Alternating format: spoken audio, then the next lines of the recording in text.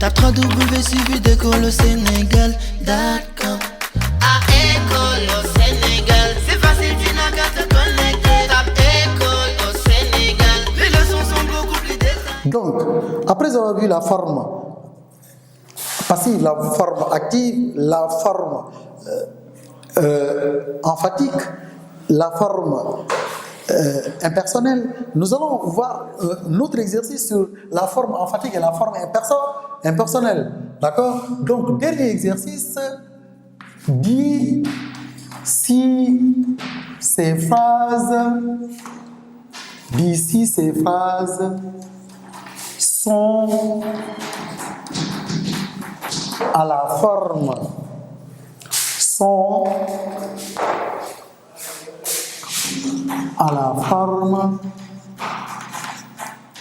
emphatique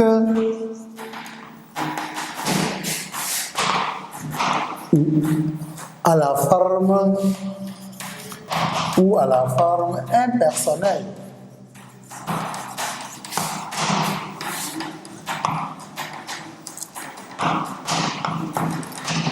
Nous allons voir, première phrase, il est temps de partir. Phrase numéro 2, ce sont ces gens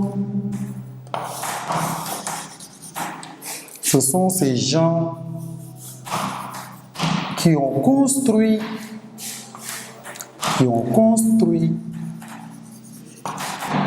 ce pont.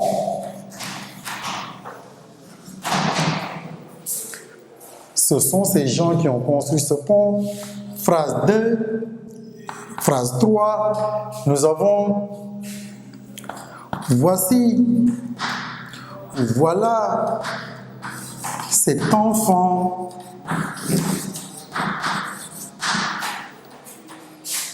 qui a remporté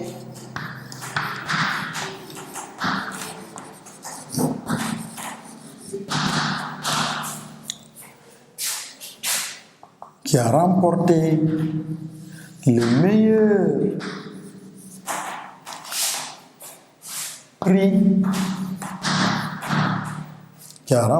meilleur prix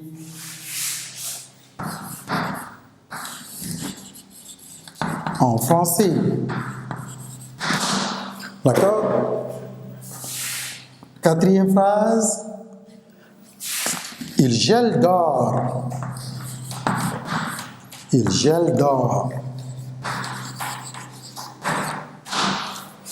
Et cinquième phrase, il est passé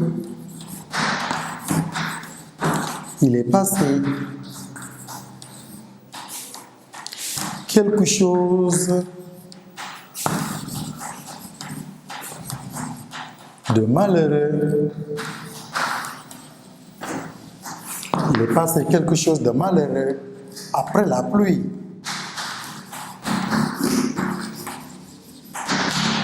Il est passé quelque chose de malheureux après la pluie. Regardons, chers élèves, ces phrases-là.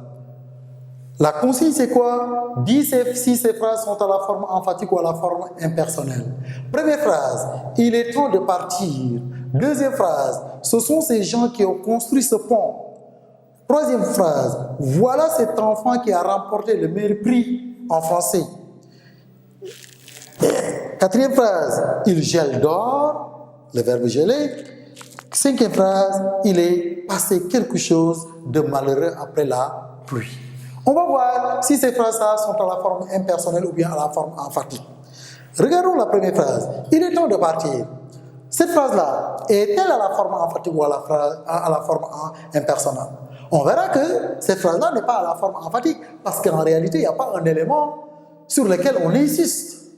Mais par contre, on verra qu'il y a un sujet qui est là, qui est il, qui ne remplace absolument rien du tout, qui ne renvoie ni à une personne, ni à un animal, ni à une chose. Quand je dis il est temps de partir, ça remplace qui? On ne sait pas, ça ne remplace absolument rien du tout. Donc, cette phrase-là est à la forme impersonnelle. Cette phrase est à la forme impersonnelle.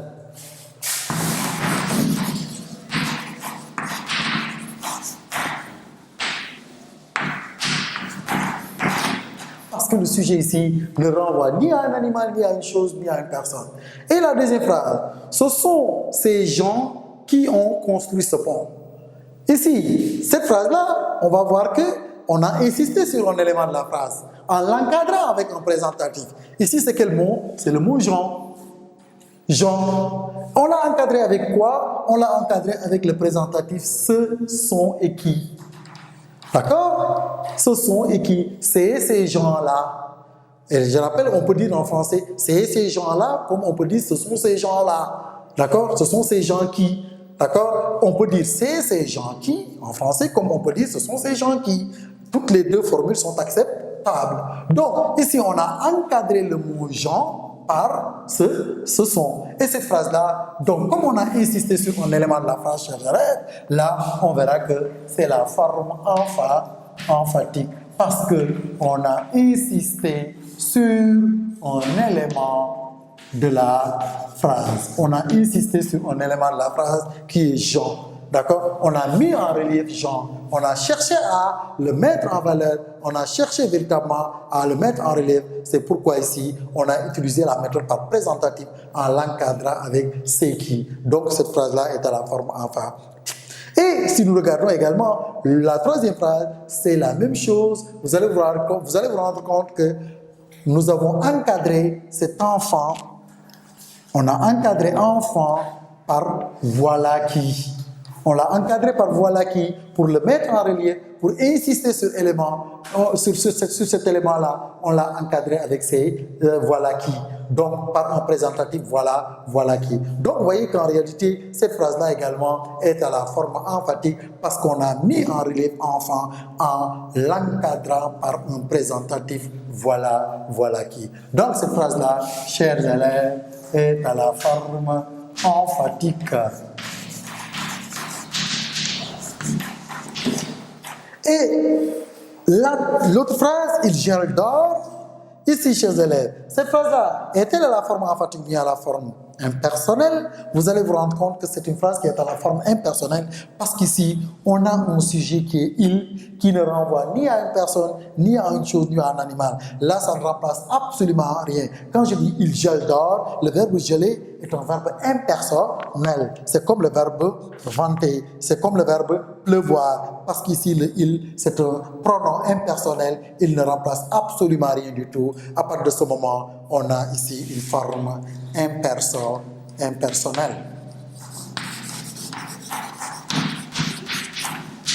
Et là, enfant, dernière phrase, il est passé quelque chose d'or, de malheur, quelque chose de malheureux après la pluie. Il est passé quelque chose de malheureux après la pluie. Le il là, chers élèves, est-ce qu'il renvoie à une personne? Non. Est-ce qu'il renvoie à une chose? Non. Est-ce que ça renvoie à un animal? Non. Ça ne remplace absolument rien du tout. Ce pronom-là, il est un pronom impersonnel. Là, nous avons des pronoms impersonnels. Ne renvoyant absolument à rien du tout, à partir de ce moment, on a une phrase qui est à la forme impersonnelle.